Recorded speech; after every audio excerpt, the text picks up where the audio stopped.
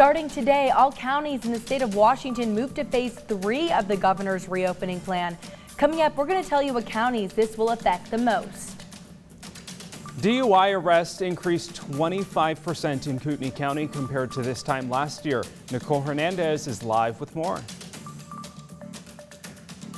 Yeah, through this year, through April, they've seen 76 DUI arrests. I'll explain why they're seeing those and what things look like over in Eastern Washington as well. And you might be eligible to save $50 on your next internet bill or get service if you don't already have it. We'll tell you about a new emergency program and tell you how to check if you qualify. And of course, we're going to take you outside, talk a wild week of weather. We've got cooler temperatures, wind, the chance of rain, and then we warm up just in time for the weekend. Up with KREM begins now. Oh boy, well, it's a windy day here in the inland northwest. We're taking a live look at Lake Coeur d'Alene, where you can see things kind of look a little bit breezy out there. I can tell you that, gosh, yesterday I saw an umbrella flip at Kendall Yards, and the pollen, my goodness, was just blowing everywhere. Everywhere. My eyes were like so itchy. Allergies are going around, also on your car. Jeremy, when you posted that social video about all the pollen on your car, I looked and said, oh, I need a car wash, or maybe 3. Yeah, here's the thing. I gave myself a car wash on Sunday. And then yesterday, my car was green. It's a black car. It's normally black, but it was green. And I went, it's rocking a green car now. Yeah. That's why I get gold cars, because you can't see the pollen. I mean, you can't see the dirt either. If I could choose, they call it old man tan. But you know what? If I could choose my car color, old man tan every time. It's the perfect car color. I've only owned old man tan vehicles. See? My last was a minivan, and now it's a Jeep. So. Minivan. Wow. Minivan life. I know I'm styling over here. Wow, Dana Marie. Love it. All right, let's get you out the door and let you know what to expect in terms of weather. As we mentioned, Coeur d'Alene cam showing a boat. And a couple of white caps out there as the wind continues to blow. If you look close, you can see a few of those white caps. That's a sign of just how windy it is.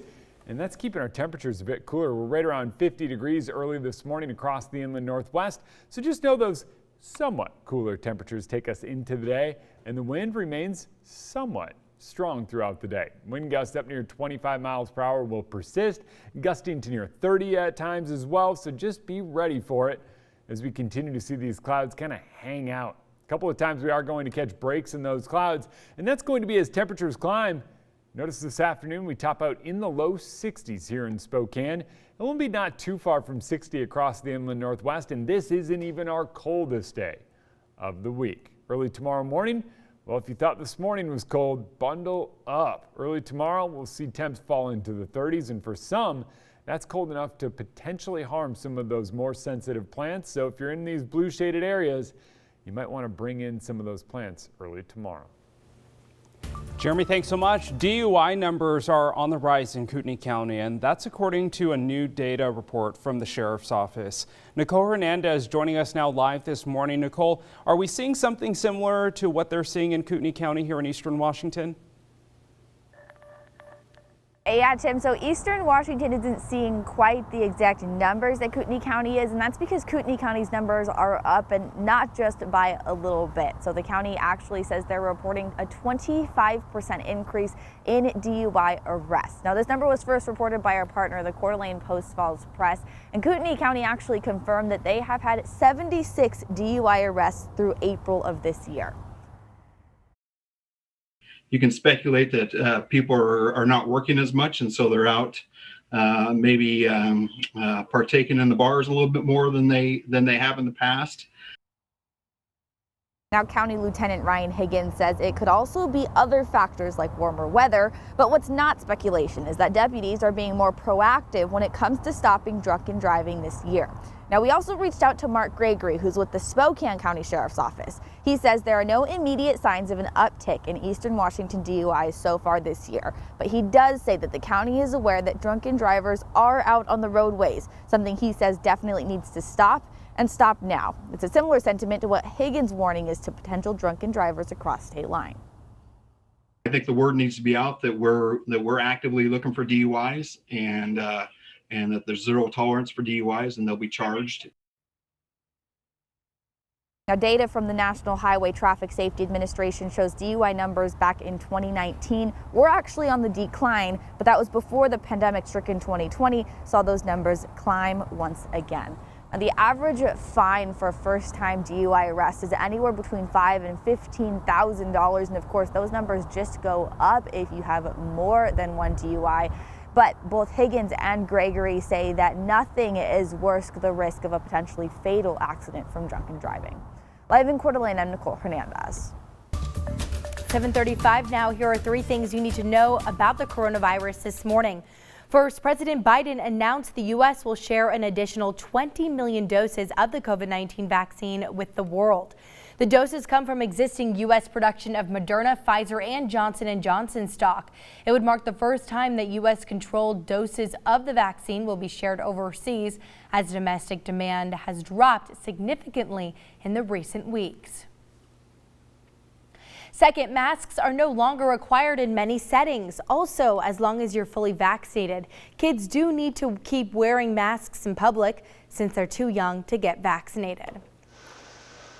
Kids do whatever their parents do for the most part, for good or for bad. And so if parents can model that good behavior, or even older siblings model that good behavior, it's going to be easier for the younger kids to do it.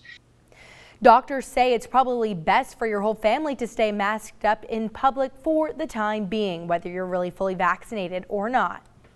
And last, Ferry, Whitman, Pierce, and Cowlitz counties will move forward to phase 3 today.